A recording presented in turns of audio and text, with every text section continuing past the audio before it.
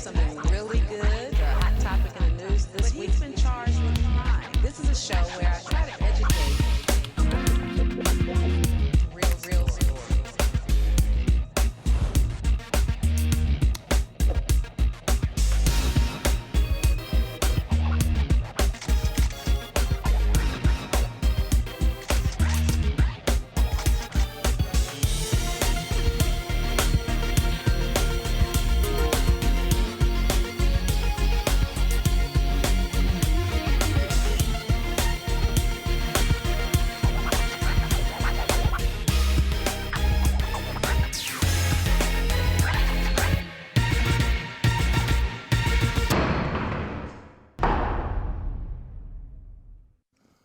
Thank you for watching Truth and Justice with Vivian King. I'm excited tonight because Rudy Cook volunteered to tell us his story. Rudy's been incarcerated at least 4 times. He's done approximately 26 years in prison, 30 years in the parole system, has been going to prison since the 80s when the laws were different and actually a lot more lenient, but yet still severe. But by the grace of God, he has overcome. He has a wonderful motto. He believes in transforming ex-cons into icons. What a wonderful philosophy. He has a very interesting, gritty story that he's going to share with us to show how low you can go, but how with God and inspiration and people helping you, that you can receive that help and become a great person. He was found to be our guest tonight by none other than my co-host, the wonderful Danny Sneed, the encourager, and he's going to take his bow. So anyway, but we're going to start off. We're going to spend the first 30 minutes talking to Rudy about the lows, and then the last 30 minutes talking about the highs, how he overcame, what his life's philosophies are, to help us, for parents to help their children know that they can overcome, for people who are still down in the dumps to know that they can overcome, and just to help other people who have loved ones or friends, or just have some compassion for the other side. So without any further ado, Mr. Rudy, thank you for being open enough to share your story with us tonight. Thank you for having me. So Rudy, tell me how you met Mr. Danny and made you want to volunteer to tell your story. Well, through a mutual friend of ours, Danny, he was at the work job, and a guy, mutual friend, like I said, told me about Danny, told Danny about me, and told our stories, kind of transferred our stories to each other. And Danny asked would I be interested in coming on, and I said I'd be more than happy to. And you flattered me also by telling me you already knew who I was. Tell me how you knew us. From your show, Sisters-in-Law. We found our first saw you was on Sisters-in-Law, the show with the 3 other lawyers of African-American sisters. I think is doing a wonderful thing here in Houston, and that's how I found out who you were, and I really enjoy your show. But how did that lead you to know that we did the weekly show, Truth and Justice? Actually, it was an episode with you and 2 more of the attorneys that you brought on, and they was talking about the importance, the difference between civil law and criminal law. And it was very important to me that you stood up, and us stood up for criminal law, for the little man, the one that didn't have the money, the one that doesn't have the big money to fight the big cases. And you guys stood there, and I really found that very encouraging. All right, well, thank you. Thank you for watching, we appreciate that because, you know, when you're a criminal lawyer, you never get thanked for what you do. It's always do more, do more. Miss King, you didn't do enough. Work 7 days a week. No, work all night long on 7 days a week. Answer my calls all day. The system is doing this to me, and I rarely have people compliment, say thank you, or accept responsibility. So thank you for caring and listening. So let's talk about who Rudy Cook is. Rudy, where are you from?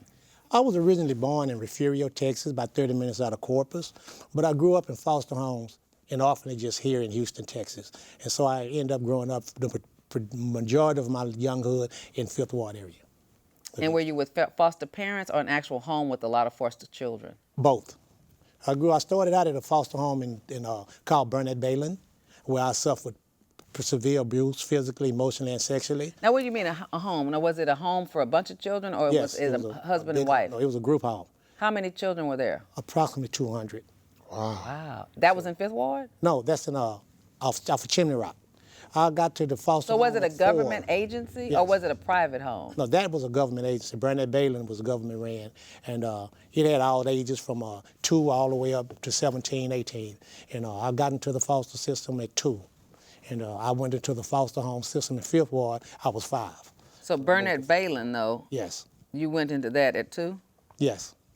Now, how in a home run by the government would there be physical abuse? Well, back in the 60s, you must realize back in the 60s, an African American really didn't have too many rights, too many things to be said. So they would tell you things like, don't nobody want you, and use the N word, and make you stand in bushes with rose petals. And when they actually hung me on a door, and I have the scratches on my back yet today where they took a wire brush and scratched my back. I still Now, have who those did scratches that? today. Some of the patrons, the keepers, because they were predominantly white. It was a all white ran facility. Wow. And the abuse was, like I say, was severe.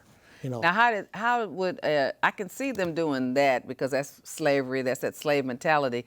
But how could it elevate to sexual abuse in a government home? Because no one believes a young black man, a young black boy, let me put it like that, in a predominantly white environment. They're not going to believe you because we've been having this establishment for all these years. Everything's been going fine. So who are you to come in here and say? You can cry, they'll say you crying wolf.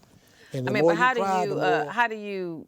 how would they, if it's 200 kids, I'm assuming how many kids would be in a bedroom?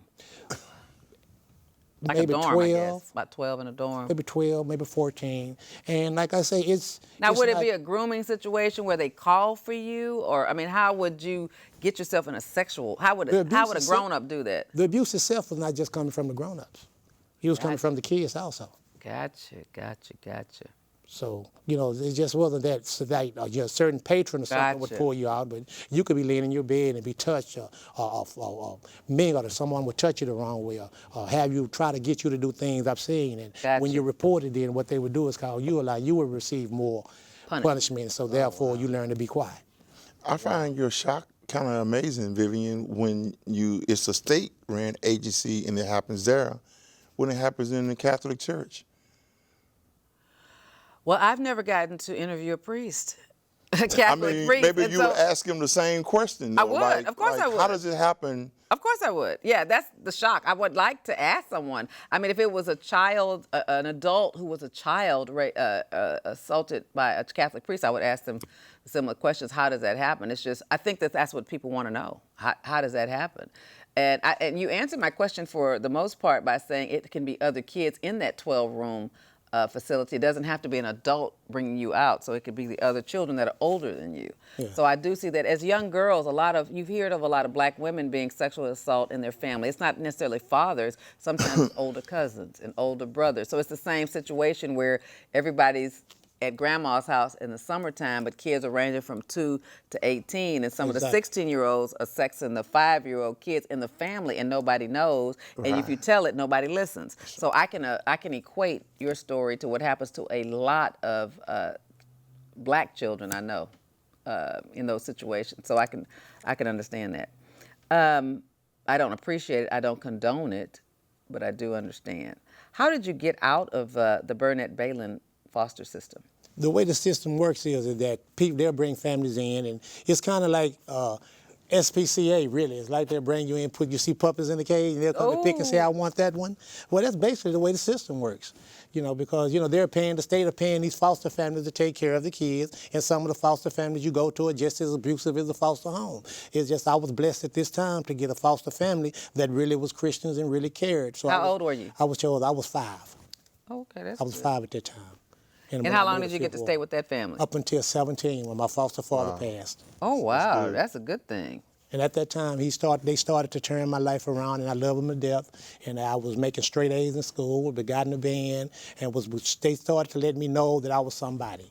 And he was a very avid, very strong man, understand of my heritage, my African-American heritage, that I was a black man, a strong black man, that I should be able to stand and look people in the eye, shake a man's hand, don't walk with my head down, stand boldly. And so these are the things, but I must say at the same time, I told myself that before I let somebody else hurt me, that I was going to hurt them first. And that was the beginning of my downfall. So when you say that you began of your downfall, was it an anger reflex or was it just a survival reflex? How did you perceive it? Both. The anger is the survival is what led to the anger, I believe, that it was fed by the anger. That because I had received so much torment and so much pressure, so much troubles when I was in the foster home, in the foster care, that I would anticipate before it happened. So I would react. To me, and in my mind, I would see something before it even happened, and I would react before it happened. A fear tactic, I guess. A therapist once shared with me that my anger was the basis of my anger was fear, and I couldn't understand how those two were synonymous to each other. How do fear and anger work together? Well, she said, well, anger is fear, kind of like out of control. That doesn't matter what you fear, but for you to deal with it or cope with it, your defense mechanism is you get angry. To respond. And what your hope is that if I get angry enough, that the opposing force will see that anger and that aggression, and they'll move away from me. Exactly. And so now this is something I wasn't aware of. And when she exposed that to me, I told her, I can't really understand what you're saying now, but let me go home and think about it. How does fear sit at the base of my anger? And I digress, and you go ahead and finish with your story. But of course, I know as you tell your story, it's going to be so much like you telling my story. So I'm going to try to do my best to sit here and enjoy yours. Thank you. I understand. So you said, like, as you anticipated bad situations happen, you would react first so you could get, I guess, the jump on the situation. Exactly. For example, one time I was in school, and because, back then you would wear glasses and you would be called four-eyed. Oh, I know, I'm people four-eyed. would push you and slap you on your hand, stuff like this here, where the football jocks were the one that mostly was the ones doing it. So at one time they came along, I had my little horn. They called me Peabody in school because of my intelligence, and I played my horn. And a guy came along and he pretended to push me. I immediately tensed up and pushed him off the stage and broke his arm. But it was just, he said he was playing. But to me, there is no playing. Right. Because of all I know is the pain and the hurt by me not reacting. Right. You know if that makes I sense. understand. No, absolutely. So, Absolutely. So you said that was the beginning of your downfall. What type of punishment did you get for that? for that, I was just suspended for 3 days. Okay. That's So all. did you get to stay in the band? Yes. When you were, back then it was just kind of like football. If you was good at something, they would kind of overlook it. And at that time, I was leading the band, making all the trophies, number one. We was the first junior high school to win high school competition, in the state of Texas. So we had, I kind of had a little clout back then. I thought I was, kind of was smelling myself, as we said. Because right now, if kids get in trouble, they'll try to No school, suspend them yes, and send them over to another school and just ruin their They whole didn't have life. alternative and all that back Yeah, then. It was, yeah. I think it's too severe right now. So then, okay, so take us through high school. Were you able to graduate from high school? No. 1979, when my foster father passed, I really believe that the day he died is the day that my whole entire life changed, because that was my guidance. That was the one that kept me straight and narrow. And when he passed, I left home. Really? I ran away from home. I didn't want to hear nobody, so I ended up in the streets. And if you don't know, growing up in the streets, wherever you are and whatever environment you're in, if you grow up and you're around robbers, you'll end up being a robber. If you end up growing up around burglars, you'll end up being a burglar, because those are your mentors. Peers. Are your peers. Well, I was adopted by a pimp. So I ended up pimping. Wow. So, and by me DJing and ended up in that lifestyle, it turned my life upside down. And the more you do, the more you get into the streets where you think you're going forward in your mind, you're actually going backwards. And you're actually just deteriorating slowly, but surely, because the only thing that leads to is death or prison. Right. No matter what it is. But at that time, you couldn't see it because that's all you knew. And did you care? No. That's the issue I find in trying to mentor young people. They don't care. No. I don't find they care until they're 30. I don't know why that's the magic number, but they just don't. What was your magic number? Well, 52. 52. Okay, well, Honestly. yours was a little longer than the rest of us. All right, so let's go back to young then. Okay, so you got adopted by a pimp. So the pimping ways was the way, but that's prostituting women. And you do have your first serious felony case was a burglary, wasn't it? Exactly. Okay, so do pimps burglarize, or Yes, they do. Did they have you burglarizing for them? No, they burglarized. Don't you think just because... No, I'm sorry. Your first case in Was a burglary. 1982 was a burglary, but it was a theft of a motor vehicle. Yes. And that was in August of 1992. Pimp gotta have a car. 82, 1982. Thank I'm you. sorry. Say it again. Yeah, a pimp need a gotta have car. Okay, well, August 19th of 1982. I thought a good pimp turned enough tricks, and they bought a car with the trick money, so I didn't know. Don't believe the hype. Oh, That's don't just believe what they show That's on in the TV. movies. That's just what they show on TV. Okay. And realize, plus, and on top of that is a drug addiction. So Okay, so when did you start doing drugs? I would say at 18. 18 is when I first. Back then it wasn't called crack. Back then it was called freebasing. Okay. Yeah. You know, so So you went all the way to the freebasing? straight. I mean, I understand. Dang. You must understand that really you can consider that I was really a square individual, coming from a square home, environment, school, straight A's, straight to the streets. And so the first person that I ran into was a pimp. And in their lifestyle, it was basing and everything. This is where they lived. They feel that they was on the upper echelon. So they did what the rich people did. They did what the quote unquote white folks did. Well, what about the marijuana and alcohol? That wasn't, no. Okay. What about smoking cigarettes? Well, yes, I smoke, but that's not what's considered a drug. Okay. All right. Okay, so you did the burglary of a motor vehicle. Were you living in a house then, or did you still consider yourself homeless? No, I still consider myself homeless because unless, when as a pimp running from motel to motel, from room to room, it's not every night that y'all have somewhere to stay. So yes, you can still consider it homeless. Or if your girl go to jail and you can't get her out of jail, then you stuck. So really, if you don't have the money to get her out of jail, she going to jail, then what you gonna do? Nobody's gonna loan you the money. They don't have a loan company in the streets. They don't have a saving loans. Pimps don't work, do they? No. So if you don't have it in your pocket, when she gone, you gotta wait till she do her time to get out, or and it's just being honest. Okay. It is not a glamorous life for the ones out there thinking, the young ones that thinking what they see and what they hear. No. It is not a glamorous life. Nowhere in the streets. Nowhere is there a glamorous life in those streets. All right. So then you picked up another case in 82 or so, and it was a burglary of a building. So that sent you to prison for 2 years. 2 years TDC. Do you remember that? Yes, the burglary of the building then it actually wasn't a burglary. It was actually, I was with someone, and because I had a burglary, they gave me a burglary. Mm-hmm. Back then, the system would give you more cases. They'd pick someone. And they would go along with But you whatever got two burglaries. I'm talking about the first This is why the second burglary I got, because I had a burglary. They go on priors. But I want to talk about the first burglary. The first burglary was the warehouse. I know we weren't on camera The yet. auto theft. No, they gave you two different cases. They gave you the same Auto case. theft, and then if you look, you'll see the same dates. The dates are the same. Okay, on the theft of the vehicle, I see August 19th, And then 1992. the burglaries you'll see are the same. No, I don't. I see July 9th, 1985 for the burglary. It ought to be another burglary that says. Then I did see another one for 1990. It's like 5 years later.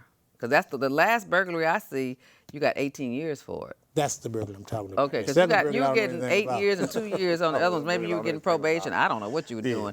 And you don't remember, apparently. No, I don't. It's sad to Honest me with when you, I I go don't. through my inventory because I Yes, forget. to try to be honest about your past is really hard It is. because you've done so much, We have. and you try to honestly put it chronologically and say, I did this and I did this and I did this, and it's really hard because you've done so much. And when it comes to a point to where you try to make amends, or you try to be honest and say, ask for forgiveness for this, that, and the other, you try not to leave out nothing, it is some things you're gonna leave out as for me, because I've done so much. Agreed. Right. But one thing I can say is that they're not violent crimes. All of your crimes, so you can tell you're not a violent person because they're all, like trespassing, burglary of a building, by definition, is no one's home or no one's in the building. It's actually a building, like a facility, after hours, nobody's there. It's a robbery if there's a person there. It's an aggravated robbery if there's violence and there's a person you're taking it from. So his case is a burglary and trespass. And then you had that old law, 1986, you had possession of a controlled substance less than 28 grams. That used to be the way they phrased it. And that's what gave you the 8 years when you picked up that case. Yes. Do you remember how you got picked up that? Was it on the street, car, house? What year was that? That's 1986, November 1986. So it would have been probably I the week had before a charge Thanksgiving. 85, then I had one in 86, right? Right. I stayed out 59 days between those two cases. Wow. I stayed out 59 days. I got out 59 days later. I was charged again. I got out and called myself getting back into the game, and caught myself stepping into an environment that I didn't know, trying to sell dope and use dope. And stepped into a corner in the middle of a raid with dope. That's why it was 59 days. And I went right back. So, Dang, you was in it, weren't you? In it. And then after that, you get a bunch of trespass cases, and then that's when you get the big burglary that sends you in for 18 years. 18 years, yeah. From 1990 to, I guess, 2008. Yes. Okay, 2008. For And- No, that until he was off parole. Oh, okay. I'm just talking about the whole yeah. time. Yeah, I'm just talking about the whole I time. was in prison 6 different times, so. Yeah. They asked me would have killed me. So for Yeah, burglary, I'd had to fight. Yeah. And back in 1990, when he got the 18 years, there was no state jails then. So everything was just first, second, and third degree. And those less than a gram cases, people were doing, for under a gram, they were doing 25 years. And for 18 months, during that time, you did 18 a month. 18 18 years, you did a month for every year. No, that already passed. So you didn't do 18 months? No, And that wasn't I everybody. did 5 years. That wasn't everybody. Oh, so that was no rule like that. There was no rule. There like was no- that. Well, no, That's it was later. just, it was the overcrowding. They were, It might have been in No, Texarkana. but that was. But we no, might have had no, more no, prisons no. around here. So it was all based on bed availability. So it was no rules. I mean, it's a lot of prisons in this area. You know that? Maybe Okay. compared to your area. Yeah, there So are I'm just saying, 152 units in TDCJ, so. and there's a lot have of them no around problem. here. I mean, we have 2 or 3 of them out in the Rosharon area. We got a lot of them close You to had us. Rochelle, you had Central back then, you had the Ramses, you had the Jesters. Yeah, we had you a had lot the- around The here. Clemens right down the street. Well, so it was so many of them that Well, people back could do then, longer that Clement time. wasn't built. Oh, okay. Back then, the only Clement was built was up in Palestine, up there around Cofield and stuff like that. Bill Clemens. Oh. And then when you did 5 years then, so I guess you would have gotten off about 1995, you did pretty good. You got some misdemeanor assault. And then in 2004, back in the crack game, that's now you get to take advantage of the new state jail felonies. Yes. But because you've done so much I time, was they sent gave back you to 14 parole months. Violation, but that was a parole violation. I didn't do the 14 months. I did 5 years. 4 years and some months. Oh, okay, on that 14 months because it was a parole violation. Parole violation. Now, did they transfer you from the state jail Yes, they sent facility? me to prison, state prison. Same thing happened to me. Right, okay. Because when and this is one of the things about the system that looks on paper, it looks one way, that they'll tell you like you just reading that off the computer, Right. and it says 14 months state jail. Right, but you don't. But it doesn't show us the parole system. It doesn't time. show that I did 4.5 years. Right. When you're supposed to come up every year for parole. Right. But because they tell you a computer doesn't decide to parole, but it does, it automatically sets you off until it feels like it's ready to let you go. Right. It- Wow. So tell me, since you did 26 years going in and out of prison and 30 years on parole, what was the epiphany of the moment when you realized I got to stop going to prison? What helped you? In The reason 19, why I'm asking that is because God is ever present. So when people say God, family is ever present. You know. So what was the pivotal point for you? at that point, I was on the stair unit in Huntsville, and they told me that I had a call to go see the priest, the chaplain. I didn't have no family. I had no outside contact. So the only time you see the chaplain, somebody dead in your family. That's the only why the chaplain called you. So I'm wondering what the chaplain is calling me for. Do you remember what year this is? This is 99. And so I go down and they tell me about a Christian program down by Houston called Interchange, the Careless Vans program down by the Interchange, and said that this program might help me. So I went to talk to the chaplain and told him that I wasn't interested. I wasn't a Christian. I wasn't going down there. Wasn't nothing there for me.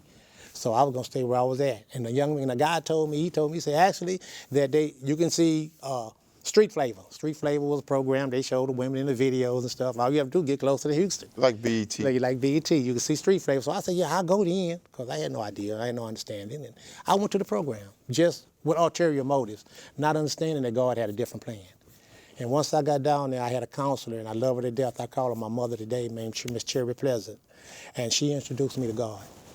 She's the one that showed me compassion. She's the one that showed me that I could be someone. She took the time to actually show me, not through word, not through mouth, but through actions. So give me an example. I know 1999 was a long time ago, but do you remember some of the things she demonstrated to you to see that God was real for you? She would, time after time again, pull me to the side and sit and would talk to me continuously and would open the word And she would always go to the Word, no matter, that's what I loved about her. No matter, I was my confusion, I didn't believe in God, I had no trust in what they was talking about, but she would always go to the Word.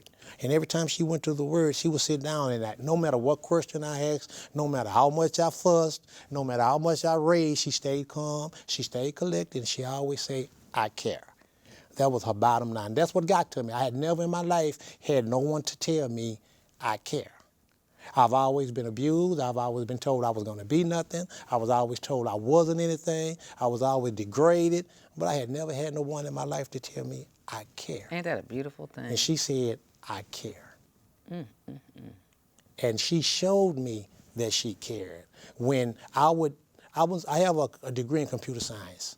And when I got to the Christian program, I rebuilt all the computers for the computer room. They created a job so that I would be able to teach the other members of the Christian program computers, basic computers. I had my own classroom. This was the job created for me. So I could teach them computers, basically how to interview, how to do basically Word, PowerPoint, Excel, how to do job interviews, things like that. That was my class. And so once I did that, I was in the front office and a lady came up and she spoke. She said, somewhere out there, having the same colors you guys have on, one of y'all killed my son. And she said, I hate every last one of you all. What? This is somebody at the program? This is someone at the program. This is a volunteer. And she said, but the Jesus in me tells me that I have to love you. And for this, I do. And for this, I forgive you. Wow. And I told Mother then, Miss Pleasant, I say, whatever that is that she has, I want. And that was my epiphany. That was my turning point. Wow. And now, was this woman one of the teachers? No, she was a volunteer. Just a volunteer. But was she at your computer program? No, or she was just at the every actual night Christian at 6 program? o'clock, every evening at 6 o'clock, we would have community where the whole group would come together, the whole program, and we would discuss the day's activities and have minutes and stuff like that. And we would always have a volunteer oversee it. And this particular night, she spoke. And she had tears in her eyes. And she donated a flag, as a matter of fact. She donated a flag in her son's honor to the program. And when she said those things, I had never heard that in my life. For someone to say, I hate you, to stand up and say, every last one of you, but the God in me, the Jesus in me. And so whatever that was she had, I wanted it. I wanted to feel that. I wanted to feel that compassion. I wanted to feel, I wanted that.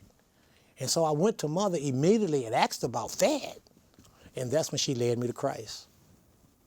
That is a powerful Let me know that at that point that I could have that if I would just believe, would just confess with my mouth. Well, let me get in your business a little bit more. So that was the 99 program, Yes. but you did go back to prison again in 2004. 2004. Yes, So I tell did. me why getting out of that program wasn't enough to stop you from getting involved with the drug scene again. 2004 was a period in my life that I started having I started having blackouts. There would be periods in my life that I would be seeing and then it would just disappear. I would see something, then it would just disappear. And I started having nightmares. And I started having sweats, and I started having things that was confusing. I couldn't understand them, and I would run. And as an addict, you run to drugs for satisfaction, no matter what. If someone sits up here and tell you that they won't revert to it, then they're lying. Because if you are not strong, if you're not deep into it, then you will revert. Like Peter did when Christ left, he reverted back to fishing. You're going to revert back to what you know. And I knew drugs. And it was up until that point, the story I told you about the abuse and everything, is when the psychiatrist sat down and told me what those blackout points was in my life. And what was it? And explained to me the abuse, the sexual abuse. He put it out again and started showing me what it was and started showing me that this happened to me. Because up until that point in my life, I didn't know what it was. Had you been in denial about it, or you just didn't know? I didn't know. You didn't know how to deal with it? I didn't know. It would get to a certain point, and I would run. Well, they describe it as unresolved issues in their life, and it's buried subconsciously within us, and as a protective mechanism as a child, when we experience abuse, to be able to function and to live, I have to find a place to compartmentalize that and shut it away, and to function. But when I do that, it's never resolved, and what happens is it starts showing up in my behavior, and I'm not aware. That's what's so good about therapy. And of course, we know in our community, and I won't take long, in our culture, we don't believe in mental health and seeking out, talking to counselors and therapists. And like you talk about Mother Sherry, our pride won't allow us to sit down and let someone counsel with us long enough to get to these issues. And drugs is a great way to medicate feelings.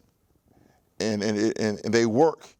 But the only thing about them is the side effects of the drugs working to deal with the problem is they create another problem called addiction, and I digress. Wow. So how did the therapy help you with your addiction?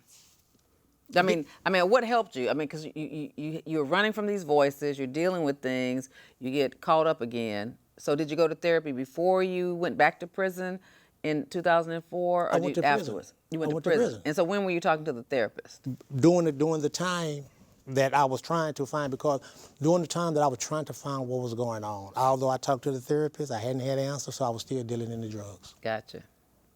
It ain't like they told me an answer, I said okay, and I just stopped and it was okay. Right. I was still dealing in the drugs while I was going to the therapist. But I learned enough about it before I was incarcerated to understand what it was.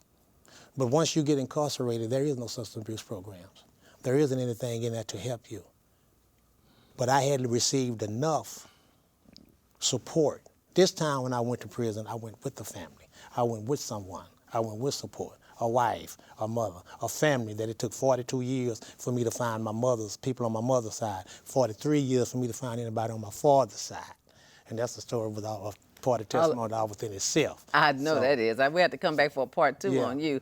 But you went back to prison, and when you went back to prison, did you get back into the Carol Vance program, or what did you do? Because you said you went back for 14 months, but it was actually in 2004, but it was actually 4.5 more years. Yes, no, I didn't. When I went back, and to show you how God works, when I went back, he put me in a position on the East Ham unit to whereas I could no longer be the victim.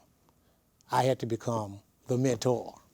Mm-hmm. And he put everyone around me in this situation to where I had to live what I had been talking. Give me some examples. Young men, there's a wing on East Ham unit that you have to be 10 years on that unit, on that wing alone, before you can go into general population. This is where death row people come off of death row. This is where people with 80 aggravated, 100 aggravated years, this is where they are. And they can't be trusted until they do 10 straight years. Wow. Well, that's the unit. I was a parole violator, but that's the wing that they put me on. But because of the way I carried myself as a Christian, the things that I taught, the things that I've done, through me, God changed the whole character of that unit, of that wing. And even the establishment started to notice and start to speak, say, what's going on with O Wing? There was no more fighting. There was no more discontention. They was eating together. They were living together because they say I led by example. One guy said it's only one Christian that I've ever met the whole time I've been locked up, and that's Cook. Because he don't talk it, he live it. That's an example. The Bible tells us we have to be a living example. So how did you do that? Since you had been running from voices and running to drugs, how did you run from those voices in prison that last time? I prayed. And I sought Christ, and I sought God through it all. I asked him, Lord, if this is what you want me to do, if you want me to be this type, then show me. Give me the strength. Give me the courage to step out on faith. And I reached back and I remember the things that Mom would tell me. And I reached back to the things that my wife, by the way, I met my wife, who our anniversary is tomorrow, 17 years. I met her, she was a volunteer in the Carol Vance program. That's the program you were in 1999. Yes, and we've been married 17 years come tomorrow. Wow. So I reached back to the things that were said. I reached back to the tools, is what they call them. Mm-hmm. And I started using the tools and utilizing the tools that were given to me. Well, you've been married 17 years. Let's claim it for tomorrow. But yet you still went back to prison. How did marriage affect your walk or your stumbles? My wife, God bless her, was, we believe strongly that. Hey, what's going on? Y'all not watching me? Every soul, we believe strongly that every man's rib has a rib, and from that rib he has a soul missing, a rib cage, and only one woman can replace that. Well, that's my soulmate. So therefore, her walk helps me to walk. Because, love covers a multitude of sins. And I truly believe, without the shadow of a doubt, that without her prayers, without the things that, oh yes, I wouldn't even be sitting here. Wow. So, and I know that she's a praying woman, and I know that without the shadow of a doubt, that she stood in the gap for me many times, many nights with me on those streets, many nights not knowing where I am, but yet still praying and still believing. Amen. Amen. Amen. So tell me, so we've done our 30 minutes, we've done half, so now let's try to get to the other half of it. And if anyone wants to call in and comment on the wonderful walk that Rudy Cook has done, please call us at 713-807-1794. So Rudy, tell me how the last time you got out of prison, which hadn't been very long, how long has that been? It's been 8 years. Okay, no, that's a long time. 8 years, that's good. That's good. Tell me what you've done to take the ex-con, transform the ex-con in you into the icon you want to be. Well, first thing I did was I had to come up with to understand to say that in order for me to make a difference, then they have to see me, the change in me. And I'm not talking about society, I'm talking about the ex-offender. I had to focus on the ex-offender. What did I do? Don't nobody care what you know until they know that you care. And so the first thing I did was to work on changing me. So when I go in front of ex-offenders and when I speak now and when I talk in front of them, I can show them what God has done in my life. I talk about the gunshot wounds. I talk about the stab wounds. I talk about the... Oh, you been shot and I've been stabbed? shot, yes, I have. Okay. It took over 165 stitches just in my head to my hands to sew me up. It took a total of 800 stitches. Wow. I talk about in the last 4 years how I've had 9 major surgeries. See, but God alone, has taken me and He's taken me on this journey. And this journey that I've been on now is a journey that will allow me to speak in front of others to show them that their families are important, that they are important, that they are somebody. Society leads ex-offenders to believe that they are nobody. They're returning home with no hope. They're returning home with no assistance, going back to community that there is nothing, there are no job, no support, no nothing. Right. So therefore, the first thing I do is go to them and let them know that they're somebody. It's 5 basic steps that goes any acceptable re-entry in society. Any ex-offender has to have is 5 steps that they have to go through in order to become successful. Okay, and what are those 5 steps? The first step is they need a faith, a higher calling, a faith of belief. And what's your step 2? The step 2 is housing. Housing, I know that's right. Step 3 is employment. Okay, I understand that. Step 4 is financial support. And step 5 is family support. Now, some people believe family support is the most important. So why do you put that as number 5? Because until an individual gets themselves together, the majority of individuals that's been to prison more than once, the family tired of hearing the stories. They tired of hearing the lies. They're gonna get tired You got some proving. So, no. You got to prove You gotta something prove first. yourself. Okay. See, so family support, no, you can tell mama 30 times that I'm not gonna do it no more. And you're a 3rd-time offender. Mom, I'm not going to jail no more. You might not never been to prison, but you've been in the county 20 times. Would you agree that most of us, when we get out that first time, get a lot of family support? That's the first time, yes. And some the second. And some the third. See, people fail to realize that. Do I every have a time phone you come call? home- If I do, let's take a pause. Thank you for calling Truth and Justice with Vivian King. State your comment or statement or question. Yes. I was calling because I'm listening, and this is my uncle, my dad's brother. All right. And all that he's gone through, I didn't get to meet him until I was in my 40s.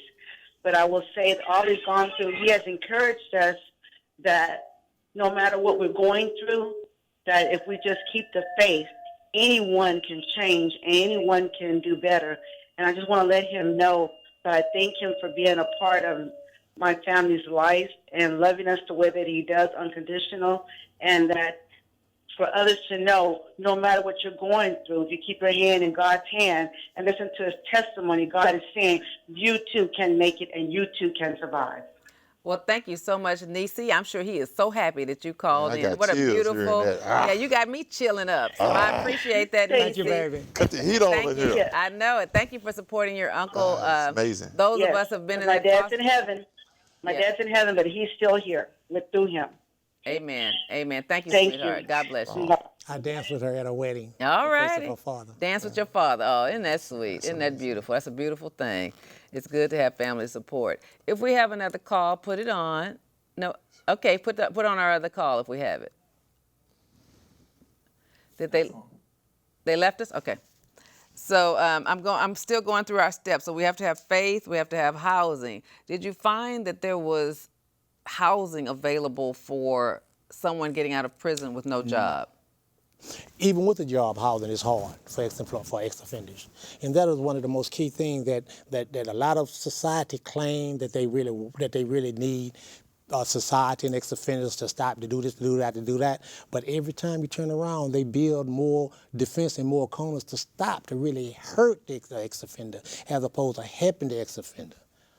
That's true. So, you know, if a young man or a young lady comes home, they find them a job, maybe it be McDonald's or maybe Walmart, wherever it may be, and they get themselves together and they stay on that job 6 months, and they should be someone at least give them a 6-month lease. Give them an opportunity to rebuild, because for every step you make, it gives you a more step of confidence that you can stay. Right. But if for every step you make a door closes, right, you don't want to give you to believe that there is no hope. And what are you going to do? You're going to revert. Right. If you was a burglar before a burglary, you're going to return to burglary. Right. You see? There is no such thing as rehabilitation. Let me say that.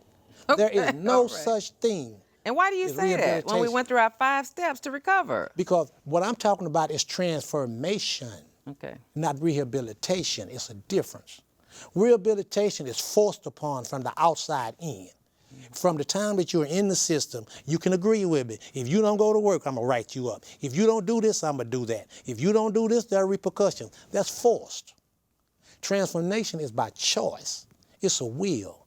When I make you to show you that you can from the inside out transform to become a better person. Now let me ask you this. Let me digress a little bit. Since you've been around a long time like me, I'll call my question. There's a phone call. Caller, thank you for calling Truth and Justice. State your comment or question. Hello. Hello. My name is Leslie Andrew, and I'm so proud of my newly uncle Rudy. I just married his niece Marie Dolores Andrew. Now Marie Dolores Andrew, and I'm so proud of him again. I can relate to a lot of what he has been through, and I chose him to be the best man of our wedding. And I just wanted to, let everybody know he was the best man anyone could ever have. And I just want him to know that he has, my support along with many others. Uncle Rudy, we got to go fishing, buddy. All right. Well, thank you for the family support. I'm sure that's very important to him, and it warms my heart to hear you call in and support him. Thank you, and God bless you. So I like it. No such thing as rehabilitation is transformation by choice. And the thing I was going to bring up before your new nephew called in is that when I first became a prosecutor, Ann Richards was governor, and there was a lot of, instead of sending you to prison, there were a lot of rehabilitation facilities. Mm-hmm. Can you go back that far? Yes, I can. Okay. Yes, I can. So there were a lot of them, and then when Daddy Bush won governor, the Republicans' philosophy was they didn't help. It was revolving door. Just let's lock them up and throw away the key. And it was all about substance abuse. Tell me about that. Tell me what you think. Did you think, because I do agree, I do understand the Republican way of thinking, because people do have to choose to want to change themselves. Like you said, transformation is a choice. You can't force the transformation. So what would you do if you were governor of Texas? First, I would get rid of spending an enormous amount of money on a budget. If you have a budget, the TDCJ averages a budget, and I gave you the piece of paper right there, you can see it. TDCJ averages a budget over $4 billion a year. That's their annual budget. But they spend less than 5% on substance abuse, vocational courses, things that really will help you return back to society. There is nothing inside the system that they're doing to give anyone a successful reintegration back into society. The program that they're doing, the vocational program, the GED program, for instance, they had college courses, they would give you a computer class. They would teach you Word, Excel, PowerPoint, and say, okay, you have associates in computer science. You know what I'm speaking on. But yet, you don't make parole for 5 years. Right. You only took the course for 6 months. Right. The technology age changes every 4 months. That's true. So what's the sense in that course? Right. If you're not So going to when get you out come for 5 home, years. and then plus on top of that, you have already been barred from society from being hired in most of the positions that they're giving you the cases in anyway. Right. So it's a system designed to fail. Right. Well, I like the going and getting the associate's degree. I do agree that you should be able to continue to educate yourself while in prison if you're set off. So, because a mind is a terrible thing to waste. And I think you learned while you were in prison doing 26 years off and on is that when you had something that you were learning, it kept you stimulated and motivated. You know, it kept you interested in the world instead of just giving up. Yes, but the thing is, I guess I would rephrase it to say is that it's the time frame. You know, I understand. It's the I understand time you took a 6-month course, but then you should have been doing it every 6 months. You know, you should have been learning. No, you should do it before you come home. See, Right. In order to be successful in any reintegration back into society, it's going to take work both on the inside and on the outside with the ex-offender in the middle. Right. No, I agree It with you. That's starts what I on was the trying to inside. say. Like if you take it 5 years off, you should be taking something every year, and certainly more towards the end. I mean, that's just the beginning. Yeah. But you should be doing it at least once a year until you get out, because you'll learn the technology of that year. You'll learn the technology of the next Exactly. year. You learn the technology until you know, 6 years you've gotten 6-month classes. And another point is that the most important positions that's in prison, like maintenance, you know what I'm talking about, are the guys that the lifers hold. The lifers hold those jobs, like plumbing, electrical, cook, things of this nature. Those are the ones that's going to be there. When these jobs could be given to people with 2, 3, 4 years coming home, why not give them a journeyman position to where they can take a state license? And why they do that? You do it for the WIN unit for truck drivers. They can come home with their CDLs. Right. You know, and give them a feasible employment so they can come home with something. Right. As opposed to spending 15 years maintenance, know everything about plumbing, and walk out here with no certification, nothing to say. So that is an excellent point. And let me stop you. We have 10 minutes. That's an excellent point. And let me tell you why before we started. I have been volunteering for years in our community, in the felony community. Danny knows that, and I think you're learning that. And one of the things I heard a really smart PhD candidate, Biko Gray, with Black Lives Matter say is that we need lobbyists. And I've been promoting that. And see, that's what a good lobbyist could lobby for. You know what I mean? That's when you have the money behind the ex-cons and the families. It's not just to be involved, but also if we could get some money involved, and you had a lobbyist to go lobby those state legislators, and you're going to have something where the Republicans will vote, because remember, if it's 50 Democrats, it's 200 Republicans, and so everything, we might love our little Democratic representatives, But you got to cross the line. but they don't control the vote. I mean, and so we have to have something that would sell both sides. Bipartisan agreement. Yeah, we need something bipartisan, and that's what the lobbyists do, because they get to go to everybody's office, whether Republican or Democrat, and try to talk to them one-on-one before bills are created and passed so that people will vote on it. But that's what a lobbyist does. And it would be great if we had some people lobbying for that, because I've never heard that idea, and that's an excellent idea. I didn't even know, I've been doing this for 5 years, and I didn't even know that the plumbers and electrician jobs were for the lifers. I didn't know that they didn't have similar programs for the ones who are getting out, because they could get out with those kind of. It's because of familiarity, because the bosses are the officers. Well, it makes sense to have the lifers do it, because they can fix stuff for life. They have something to do, because you always need plumbers and electricians. Exactly. I'm not against that. I think they should do it, but I just think that the youngsters need to be doing it too. Open some spots so that they can do it also. They need to be, the older ones could be training the younger ones. Exactly. So they should all be going through training programs through the lifers. So well, let me interject. I went to a conference here recently in Houston, and PhD professor, criminologist Shad Morano, he gave in one of the breakouts, he wrote a book on rehabilitation beyond the risk paradigm.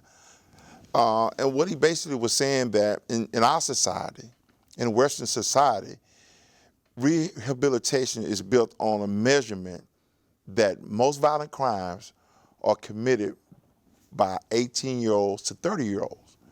So what the criminal justice system says, how we rehab people is, if we keep them locked up until they're 30, they show the propensities to commit less violent crimes. See, but the problem with let that me- is that the majority of first offenders, second offenders with violent crimes, their first offense was a nonviolent crime. Right. And 80% that goes back with a violent crime was in a violent environment within prison. So it's actually the prison that's creating the monsters. What he was trying to show is that there needs to be another look at how we use rehabilitation. Do we have another phone call? Let's take a call. Thank you for calling Truth and Justice. Turn your volume all the way down though before you start talking because we can't hear you. All right. We hear a lot of background. Come on, talk to me. Them not be my grandbabies. My name is Afghanistan. Calling to say how proud I am of my Uncle Rudy Cook and what an impact he has been in my life. And I just want to make sure to give him a shout out before the show. Okay, well, thank you for calling, sweetheart. So, all right, finish saying what you were saying. So, well, basically, what they were saying, he wasn't trying to. He was giving the conference the real facts and the research behind his Right. research. What he found, the rehabilitation in Western society is measured on a scale that if you keep a person locked up long enough, They'll create less violence. they'll stop committing crimes. So instead of trying to figure out how to deal with him between 18 and 30 to find something to change him, just keep him locked up long enough. And then the time will change. Time will change Yeah. him. No, And before we close, can I just say this? Absolutely. There are over 152 units in the state of Texas, prison units, TDC, state jails, and everything. It's the classification system is where it starts. Now, if you have 152 units, you don't have to put first offenders with third, fourth, fifth offenders. You don't have to put non-violent offenders with violent offenders. And that's what the whole premise of state jail was supposed to be, to get the nonviolent people away. That's why it was under a gram. It was forgery. It was theft. It was anything that But it's no not being ag. used for but that. it's not being used for that. But that's what the philosophy was, so that the first, second, and third degrees, the violent criminals, could be in the prison. TDC system for a long time. Because remember, everybody was circling around with that under 28 grams. That's why they changed the categories for drugs. That was the philosophy. We were actually put on a bus when overcrowded was so overcrowded doing overcrowdedness. We were actually put on buses at 3 o'clock in the morning and rode around all day So you that wouldn't they be could counted. meet so we wouldn't be counted. So you wouldn't be counted. Yeah, continue. They do that at Harris County Jail now. I'll have clients, and Danny experienced it. We'd have people that were supposed to be at 1200, because that's 1200 Baker when they're Yeah. waiting for trial is where the sick people are. All of the ag robbers and murder, people charged with murder were over in 701 on the 6th, 7th floor. But we'd go, and the people who got AIDS, got other problems, they're supposed to be at 1200, all of a sudden, they over at the other jail. Remember one time we couldn't Right. find them, and Danny was like, "Why'd they move them?" I'm like, "Because they hiding. They hiding from the feds. Because the feds come over there and start doing head counting. They start moving them around, because they overcrowded, and so they have to move them around. Yeah, that's what happens. But everybody doesn't need to go to jail. And one of the things I'm against is the overutilizations of prisons. I think that I heard a judge say once in the last few years, we should be incarcerating people we're scared of, not people we don't like. And right now, the system uses too much of people they don't like. I mean, that's why cops shoot you. I'm scared, I don't like you, you talk back to me, I'm gonna shoot you. And the only way that we can change that, guys, is that we have a seat at the table. So I will continue to encourage us to have a seat at the table, to go to jury duty, say you can be fair and impartial, because we are, unless you really can't be, then tell the truth. Make sure that you volunteer. You didn't go to the Army. You can do a week without pay for jury duty. Make sure that you know who your legislators are in your state house and in Congress for the feds. Make sure that you vote. Make sure you start knowing who your judges are. There are 38 judges administering justice in Harris County alone. There are it's 22 felony courts and 16 misdemeanor courts. We just opened a new misdemeanor court this year. County Court 16, because of how many people. I mean, every court has 1,000 cases pending. So if you got 38 cases. You have 38 courts. You have approximately 38,000 cases, and 70% are in Harris County Jail waiting for their court date because we don't use the parole. We don't use the PR bond system enough. No, it's a plea bargain that they use. But it's wrong, and it's our fault. It's nobody else's fault. I try to talk to young people about voting and getting involved, and they tell me those people are going to do what they want to do. But yet they call me all the time wanting me to do something for free. But you're not doing your part. You're not voting. And I keep trying to remind people that the poor little me and poor little you has only one vote, just like Donald Trump, just like HEB, just like the richest man in the world. And that's why people are trying to suppress your vote.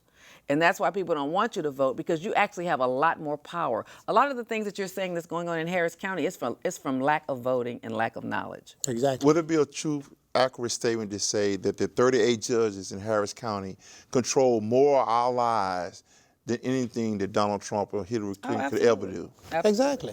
And I'm not even talking about the federal judges that are at 515 Rusk. It's a whole bunch of them too. I don't know the exact count. But I just finished a trial in federal court last week. I mean, it's a lot of them too, and they're sending people to prison in the federal system.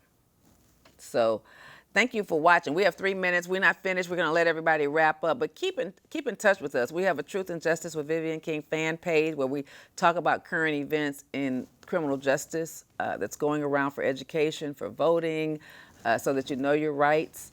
It's very, very important that we vote. Let me just say that. I keep hearing people say, Trump has already told us who he's going to put on the Supreme Court. And let me tell you, at 515 Rusk, we have a lot of judges, and people are doing a lot of time. And remember, the president is the one that nominates the judges, and then all over the country, not just the Supreme Court. For life. And for life. And it's some of those that are there when Reagan appointed them. And they don't have they can't relate to me or you at all, but they have that job for life. And so it is important. And your 2 state senators, every state has 2 senators that goes to D.C. And even if President Obama nominated quite a few judges down here, but our 2 senators wouldn't approve them. And at the time, it was John Cornyn and Kay Bailey Hutchinson. So this year, when Kay Bailey retired, Ted Cruz took over, and they did approve. So they have to go through the Senate confirmations, and then they have to have those 2 of your state have to, and they're Republicans, and they would never approve anybody for Obama because he would have them there. They would be judges, Democratic judges, for 30 years, and we don't have them. Most of them are from the Republican regime, and that is very important because I've had 2 trials this summer, and just trust me on this, it's very important. And that's enough for you not to vote for Trump, in my opinion. That's enough for me not to vote for Trump, is because he's going to those judges are going to affect our lives at 515 Rusk and all over the country and upstate for the next 30 years. So you with her? I'm absolutely with Hillary. It's too hard to crush that glass ceiling, baby. I bumped my head on it and changed professions a few times, so I'm definitely for the woman who crashes the ceiling. I'm sorry, I wrapped up so much time. Try to say something. And then... Unfortunately, 65% of returning citizens formerly incarcerated return back to prison within 3 years. Well, we're changing the prison cycle, me and Mr. Cook. We're not going back. Amen. Talk to me, Mr. Cook. Let's say your last word. The reason why, because the reason why we weren't going back, we're going to concentrate on the ones to keep them from going back. And this is what I'm intending on doing, to try to change ex-cons into icons, and to try to do everything that I possibly can to help you. So if you need my assistance, get contact with me, Vivian. I'd be more than happy to come and help. Thank you.